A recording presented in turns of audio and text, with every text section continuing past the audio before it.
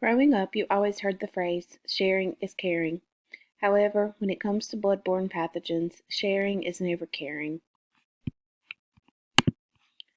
Millions of Americans are living with hepatitis C.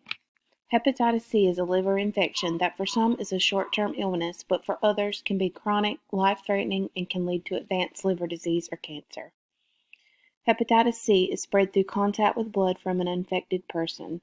Most people today become infected by sharing needles to inject drugs. However, it can also be spread through contaminated needles in the workplace, tattoo parlors, sexual activity, and pregnant women can infect their infant.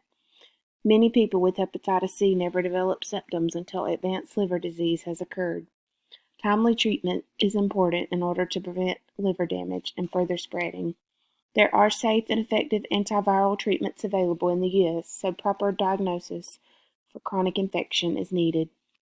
To prevent and stop the spread, everyone should be tested for hepatitis C at least once in their lifetime. If you or your loved one are at risk for hepatitis C, get tested and talk to your provider about the need for treatment.